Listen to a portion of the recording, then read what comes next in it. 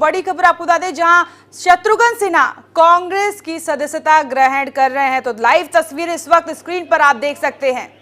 ये भी दिव्या एक इंटरेस्टिंग है कि शत्रुघ्न सिन्हा की बातचीत पहले हो गई थी और आज नवरात्र के दिन मैं भी बात ही कर रहा था कि नेता और ये राजनीतिक दल के सभी लोग शुभ मुहूर्त का बहुत ही ख्याल रखते हैं और शत्रुघ्न सिन्हा की बात पूरी हो गई थी, पक्की हो गई थी, लेकिन आज के दिन का इंतजार था और आज के दिन उन्होंने कांग्रेस पार्टी से अपनी शुरुआत कर रहे हैं, जो कि भारतीय जनता पार्टी में लंबे समय तक ये उपेक्षा झेल रहे थे और ऐसा ये नाखुश भी काफ़ी चल रहे थे। ट्विटर पे इनका विरोध धीरे धीरे बढ़ता जा रहा था और आखिरकार पार्टी ने जो है फैसला किया कि इनकी सीट पटना साहिब से जो है इनकी सीट, जहां से वो चुनाव लड़ते रहे, लगातार जीतते रहे, उस सीट पर केंद्रीय कानून मंत्री रविशंकर को वो सीट दे दी गई और इससे जो है उनकी नाराज़गी आखिरी तौर पर एक डिसिसिव रूप में सामने आ रही है और शत्रुघ्न सिन्हा जो है उन्होंने कांग्रेस ज्वाइन कर लिया है और माना ये जा रहा है कि आज अगर ये उनका ज्वाइनिंग फाइनल है तो समझ लीजिए कि पटना साहिब से एक बड़ा दिलचस्प लड़ाई कह सकते हैं कि मीडिया के तौर पे हम लोगों की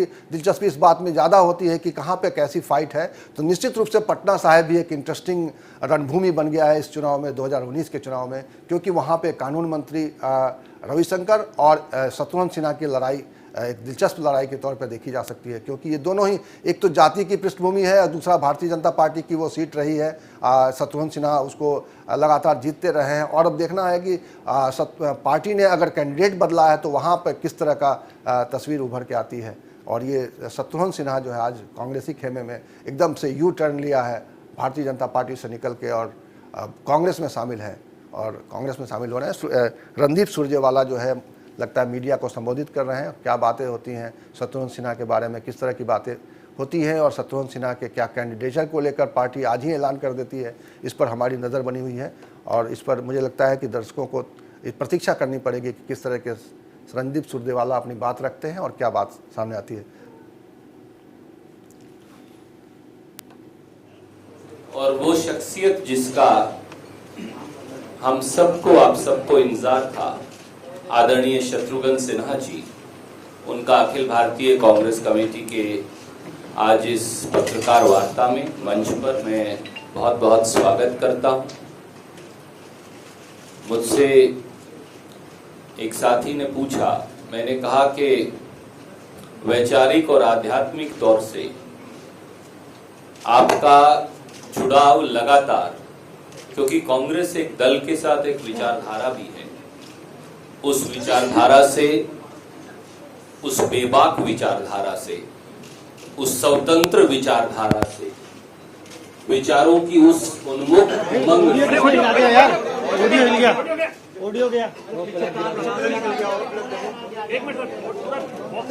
ऐसे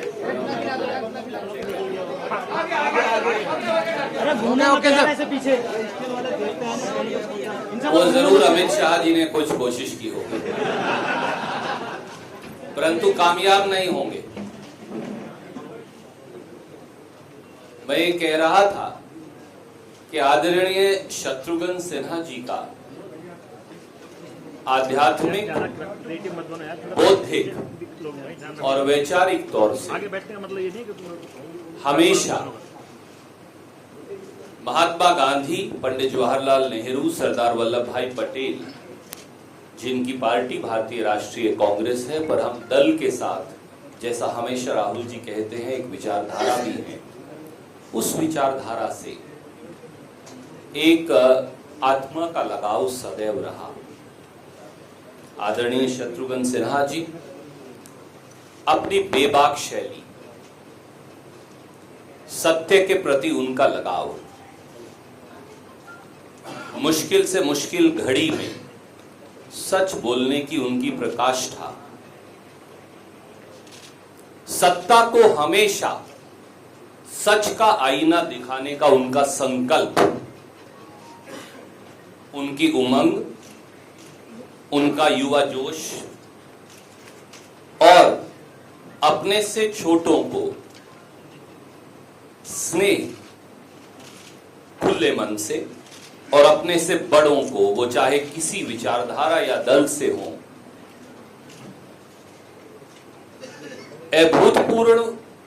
अभूतपूर्व आदर देने वाले शत्रुघ्न सिन्हा जी ने श्री राहुल गांधी जी और कांग्रेस की दल की और आत्मा की बौद्धिक विचारधारा दोनों के साथ जुड़ने का निर्णय किया है। कांग्रेस के करोड़ों करोड़ों कार्यकर्ता इससे अभिभूत हैं और कांग्रेस परिवार में आपका स्वागत करते हैं। सबसे पहले मैं अनुरोध करूंगा पार्टी के जनरल सेक्रेटरी एडमिनिस्ट्रेशन और फिर बिहार के प्रभारी शक्ति सिंह गोहिल जी से कि वो अपनी बात कहेंगे और फिर आदरणीय शत्रुघ्न सिन्हा जी अपनी बात आदरणीय केसी वेणुगोपाल जी।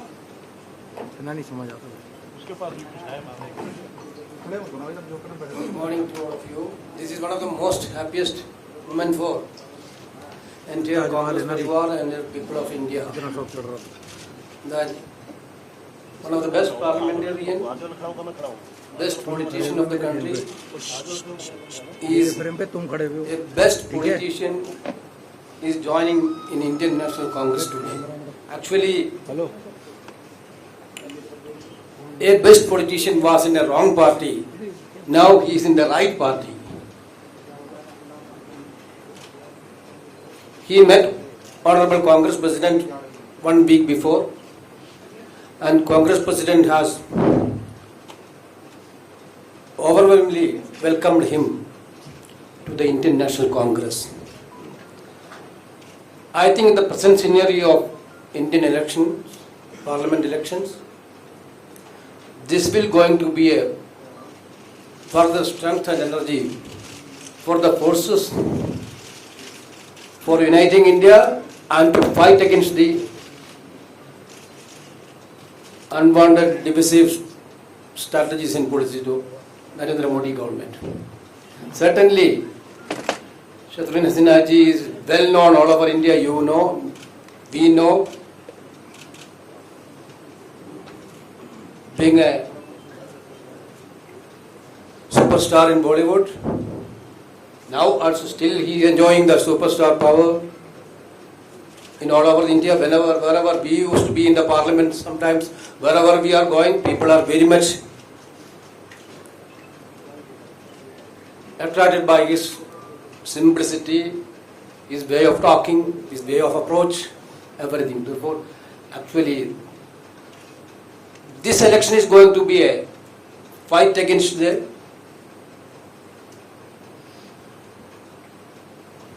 anti-democratic, anti-development Modi government. We are witnessing a lot of enthusiasm among the public of all over India. Definitely Shatrughan Sinha ji's entry to the Indian National Congress will give more strength to us. We are very happy to welcome to you the family of Indian National Congress. Now Shatrughan Sinha ji is the member of the family of Indian National Congress. Thank you. Shri Shakti Singh Gohil ji.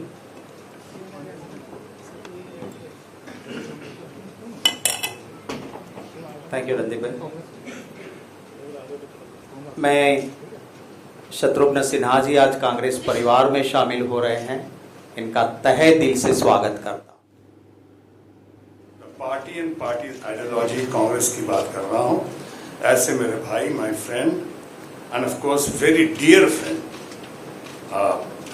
Venugopal ji are very good, the person with the backbone of Bharatiya Janata Party, especially in Bihar and in Gujarat also. Shakti Singh ji, very Congress वो तो थोड़ा आएगा ना। आज Bharatiya Janata party का स्थापना दिवस है, तो स्थापना दिवस है तो कभी कभी तो नया खिलाड़ी हूँ इसमें, तो थोड़ा कभी तो वो हो जाएगी। इसलिए मैं समझता हूँ you all are matured enough to understand कि वो इंटेंशनल डेलिब्रेशन के साथ नहीं, इंटेंशनल नहीं है। सो ऐसे हमारे भाई शक्ति सिंह जी, हमारे कांग्रेस पार्टी के बिहार के अध्यक्ष झा जी, और हमारा छोटा भाई और बहुत ही दबंग, बहुत जबरदस्त, बहुत शानदार कैंपेन कमेटी का चेयरमैन अखिलेश जी, और तमाम विशिष्ट अतिथिगण यहाँ बैठे हैं, और हमारे अपने मीडिया के अपने भाइयों बहनों दोस्तों। सबसे पहले आज मैं नवरात्रि की बधाई देता हुआ, नवरात्रि की शुभ घड़ी में कांग्रेस परिवार का सदस्य बनता हुआ मैं साथ ही साथ बधाई भी देना चाहूँगा कि आज भारतीय जनता पार्टी का 39वां स्थापना दिवस है।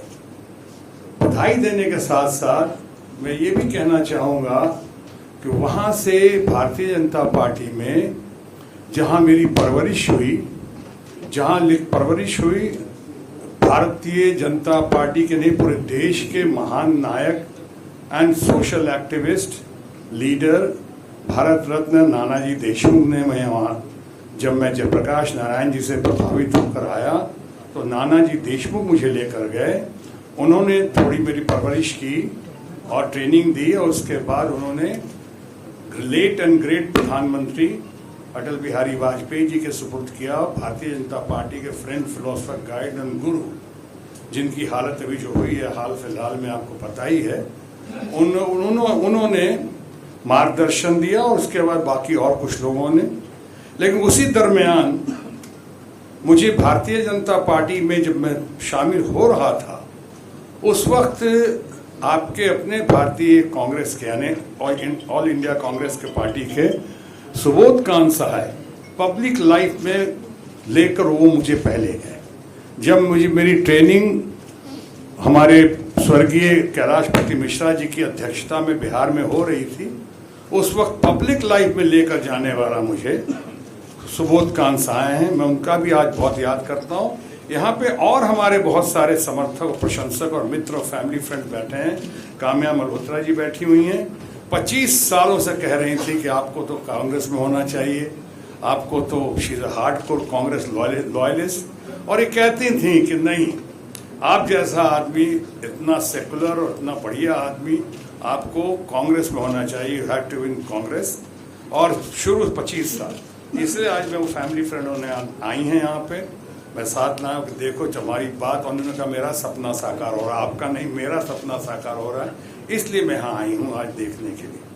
बहरहाल इन लोगों के ट्रेनिंग के बाद से भारतीय जनता पार्टी से ट्रेनिंग लेता हुआ, आगे बढ़ता हुआ, संघर्ष करता हुआ और सही मायनों में लोकतंत्र या लोकशाही का पालन करता हुआ आगे बढ़ता गया कि अचानक फिर धीरे धीरे परिवर्तन शुरू हुआ और परिवर्तन के शुभारंभ में जो बातें देखने को मिली उससे बहुत उम्मीदें जगी, लेकिन हुआ ऐसा नहीं। और अंतोगत्वा अगर मैं संक्षेप में कहूँ आज की इस घड़ी में, तो मैं ये कह सकता हूँ कि लोकशाही को शनह शनह, धीरे धीरे, स्लोली बट श्योरली हमने परिवर्तन होते हुए देखा, परिवर्तित होते हुए देखा तानाशाही में। यानी जब मैंने बार बार जिक्र किया 1 man show and 2 man army, वो इसलिए किया कि कलेक्टिव डिसीजन का ज़माना ख़त्म हो गया। भारतीय जनता पार्टी में भारत के महारथियों का, इतने बड़े बड़े दिग्गजों का, मार्गदर्शकों को सही मायने में दरकिनार करते हुए मार्गदर्शक मंडल में डाल दिया गया, जिसके लिए आज तक एक भी मीटिंग नहीं हुई मार्गदर्शक मंडल। बाद में जो जो उनके साथ हुआ, अगर मेरे साथ देखने की बात करेंगे, मेरा अगर कसूर यही रहा कि मैं सच्चाई सिद्धांतों पर टिका रहा और मैं अडवाणी जी का और अडवाणी जैसे लोगों का, जिनका मैं बहुत आदर और कदर करता हूं, उनके साथ जुड़ा रहा।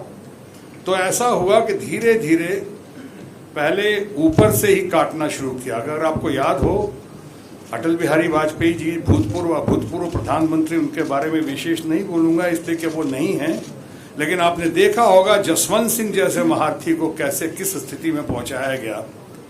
आपने देखा उसके बाद कि मुरली मनोहर जोशी जी, इतने विद्वान पंडित जी कहाँ हैं, दिखाई नहीं पड़ रहा है। देश के चंद इंटेलेक्चुअल्स में से बेस्ट यानी कि मोस्ट लर्नेड अरुण शौरी, उनके साथ क्या हुआ और क्या नहीं हुआ।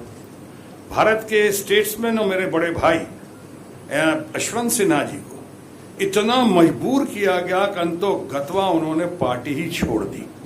ये होता रहा मेरे साथ जो हुआ, और उसमें वो बात नहीं कि, और उसके बाद ऐसे लोगों को जब होता गया और दुनिया में आप लोग से सिंपैथी मिलती गई और सवाल उठते गए, तो एक मोटिव डाल दिया गया कि ये इसलिए ऐसा कर रहे हैं कि इनको मंत्री नहीं बनाया गया। ये मंत्री नहीं बनाया गया, मंत्री पहली बात तो क्यों नहीं बनाया गया, क्या इसमें से कोई कम था, किसी का व्यक्तित्व कम था, किसी पे किसी किस्म का आरोप था, क्या हमारी छवि खराब थी, क्या हमारी इमेज में कहीं दाग। हमसे कई मामलों में आप सहमत होंगे या सहमत नहीं होंगे, लेकिन इतना तो ज़रूर मानेंगे आप लोग कि आज तक कभी भी किसी किस्म का आरोप और ख़ासकर भ्रष्टाचार का आरोप तो हम पे नहीं लगा है। तो ये हमारी जो खूबी एसेट होनी चाहिए थी, उसको नेगेटिव एटीट्यूड के साथ उसके लिए सजाएं मिलनी शुरू हुई, पनिशमेंट शुरू हुआ। और इसलिए एक घड़ी आई कि आप एक तो मंत्री नहीं बनाया, चलो उसका कोई अफसोस नहीं, मंत्री जो बने भी हैं, मैं तो कई बार कह चुका हूँ, आप ज़रा पूछ तो लें किसी बच्चे से भी, किसी से, कि 5 मंत्री का नाम बताओ तो बता दे, तीसरे चौथे के बाद अटकना शुरू हो जाएगा। क्योंकि 1 man show and 2 man army में सारा काम तो पीएमओ से होता है। यहाँ तो ऐसे ऐसे मंत्री बनाए गए, बड़े बड़े जो अपना प्राइवेट सेक्रेटरी नहीं रख सकते थे, ऐसे ऐसे मंत्री बनाए गए जिनके पास उनका सेक्रेटरी भेजा गया और यहाँ से खबर सीधे पीएमओ। ऐसे ऐसे मंत्री मिले जिन्होंने कहा कि हम क्या करें, पीएमओ से पहले पूछ लेते हैं, पीएमओ से आदेश आएगा तो करेंगे। तो मंत्री किस बात की? सारे डरे हुए, भयभीत वातावरण में सहमे हुए लोग, इतने सहमे हुए। और ऊपर से जब दूसरी पार्टी यानी भारतीय जनता पार्टी कहती रही कि हम ये करेंगे, वायदे करेंगे, ऐसे ऐसे वायदे कर दिए, लुभावने वायदे, 15 लाख की बात नहीं, रोजगार की बात नहीं, मैं तो कहता हूँ स्मार्ट सिटी, 100 स्मार्ट सिटी की बातें की, एक तो दिखा दें, एक स्मार्ट मैन के अलावा दूसरा स्मार्ट मैन भी दिखा रहे हैं पार्टी में, स्मार्ट सिटी तो दूर की बात है। अब ये सब कहते रहे, लेकिन जब दूसरे पार्टी का हमने ये भी सीखा है जीवन में, और आप सब इस बात से सहमत होंगे कि व्यक्ति से बड़ा पार्टी होता है और पार्टी से बड़ा देश होता है। मैंने आज तक जो बातें की हैं वो देश हित में की हैं, जग हित में की हैं। मैंने अपने लिए तो कभी कोई लाइसेंस नहीं मांगा, अपने लिए तो कोई डील नहीं किया हमने, अपने लिए कोई फैक्ट्री तो नहीं मांगी, अपने लिए कोई कट कमीशन या रफेल में इधर उधर तो नहीं मांगा हमने। तो हमने जो किया लोगों के लिए किया, किसानों की बातें की, हमने युवाओं की बातें की, हमने रोजगार की बातें की, हमने ये जो अपने वायदे किए, वायदे नहीं पूरे किए, और उसको जो आप कहते गए, जवाब देते गए, जिसको बिहार की भाषा में कहते हैं थेथराई, एक तो करना नहीं, ऊपर से दलीलें देना, थेथराई करते रहना। और जब हम इनसे बात करते थे, जितने लोग पहुंचते, कोई सुनने को तैयार नहीं। हमारी पार्टी में कहा जाता था शुरू से कि संवाद होना चाहिए, संवाद जरूर चलना चाहिए। तो संवाद तो कभी हुआ ही नहीं। संवाद की कोशिश की यशवंत सिन्हा जी ने, तो टाइम नहीं दिया गया। हमने कोशिश की तो कहा गया कि आप वो कौन है वो अध्यक्ष, आप कहा कि आप उनसे बात कर लीजिए। हमने कहा मुझे कोई उनसे फोटोग्राफ तो खिंचवानी नहीं है, कोई ऑटोग्राफ तो लेना नहीं है, तो मैं उनसे बात करके क्या करूँगा। 1 man show and 2 man army. मैं आपको फीडबैक देना चाहता हूँ, सच्ची बातें आपको बताना चाहता हूँ। मैं ये सब बातें करता रहा, धरकर पूरी कोशिश करता रहा, और वो पूरी कोशिश करते रहे कि जो उनके पैमाने पे खरा नहीं उतरे उसे आप काटते जाओ। आप खुद ही देख लें अभी कि भारत के इन भारतीय राजनीति के घने काले बादलों के बीच चमकती हुई सुनहरी किरण लाल कृष्ण अडवाणी, उनको अभी अभी अपने ब्लॉग में क्या लिखना पड़ा, क्या दर्द होगा उनके अंदर, क्या देखा उन लोगों ने। मुरली मनोज जोशी जी कहाँ हैं, और जिनके पास जाए कहीं से कोई संरक्षण नहीं मिला, नहीं उन लोग की बात नहीं कर रहा हूँ, अपनी पार्टी भारतीय जनता पार्टी के बड़े लीडरों के पास कभी कोई संरक्षण नहीं, कोई प्रोटेक्शन नहीं, कोई इंकरेजमेंट नहीं कि आपको ऐसा बोलने की क्या जरूरत है। अगर हमने नोटबंदी के खिलाफ बोला, या हमने कहा कि राहुल गांधी जी जो कह रहे हैं या कांग्रेस पार्टी कह रही है, तो इस पे आप गौर करें। वहाँ एक से एक बड़े अर्थशास्त्री बैठे हुए हैं, डॉक्टर मनमोहन सिंह जी ने क्या नहीं कहा है। आप बगैर राय मशवरा किए हुए अचानक रातों रात नोटबंदी की घोषणा कर देते हैं। जरा महसूस करेंगे आप, या करते हैं कि जवानों पे रोजगार, जिनके पास रोजगार नहीं, जो डेली वेजेस पे काम कर रहे थे, रेहड़ी वाले, पटरी वाले, छोटे छोटे दुकानदार, छोटे छोटे व्यवसायी, इन पे क्या गुजरी होगी। हमारे घर की महिलाएं जो अपने पति की इच्छा के बगैर या अपने पिता की इच्छा के बगैर भी, लेकिन वो अच्छी नीयत से उन्हीं के भलाई के लिए दवा दारू के लिए पैसे दबा के रखे थे, किसी मुसीबत की घड़ी में बाहर लाने के लिए, सालों साल सब हवा हवाई हो गए। कोई सुनने वाला नहीं, लोग लाइन में लग गए, हम देख रहे हैं और रोज कह रहे हैं कि बहुत गलत हो रहा है। इनके स्वाभिमान के साथ साथ इनकी जिंदगी बर्बाद हो रही है, कई लोग मर गए। और विद ड्यू रिस्पेक्ट कहना चाहूंगा कि उस समय भी जिस प्रचार पे आज हजारों करोड़ रुपए खर्च कर रहे हैं हमारी पार्टी, काश उतना ही विकास का नारा देने वाले पार्टी अगर वही विकास देश या देशवासियों के लिए किया होता तो क्या से क्या हो जाता। हजारों करोड़ जहां प्रचार प्रसार पे खर्चा किया, उस पार्टी ने अपनी, उस पार्टी के मुखिया ने, सुप्रीमो ने, हमारे भाई नरेंद्र मोदी जी ने, उन्होंने खुद उनकी माता जी को भी देखा हमने लाइन में लगी हुई। ये कैसा ढकोसला है, ये कैसा है, कौन मानेगा, कौन विश्वास करेगा। आप अपनी माता जी को भी लाइन में लगाते, क्या बताना चाह रहे दुनिया में कि देखो ये सबके साथ गुजर रही है ऐसा। इस तरह की जब बातें हुई और हमने जैसा कहा कि सो व्यक्ति से बड़ा पार्टी और पार्टी से बड़ा देश होता है, जब समझाने की कोशिश की तो उन्हें लगा गद्दारी कर रहा हूं मैं, बगावत कर रहा हूं मैं। तो फिर मुझे कहना पड़ा कि अगर सच कहना बगावत है तो समझो हम भी बागी हैं। और ये बात है, आपने भी नोटबंदी से उभर ही नहीं पाए थे कि तब तक आपने जीएसटी की घोषणा कर दी, कॉम्प्लिकेटेड जीएसटी की। लोग तबाह हो गए, त्राहिमाम स्थिति में आ गए, बर्बाद हो गए। आपके हमारे अपने गुजरात में ही शक्ति सिंह जी ने खुद देखा है, सूरत से लेकर कहां पे तमाम व्यवसायी कपड़ों के चाहे जो भी हो, लोग सब बाहर आ गए। ऐसा दुनिया में अगर जीएसटी का लोग कहते हैं अगर सबसे ज्यादा फायदा हुआ तो फायदा हुआ चार्टर्ड अकाउंटेंट्स का या इनके अपने। हम राहुल जी से बिल्कुल सहमत हैं कांग्रेस पार्टी के बयान से कि ये जो नोटबंदी है शायद विश्व का सबसे बड़ा घोटाला है। जैसे भारतीय जनता पार्टी ने, मुझे दुख हो रहा है कि आज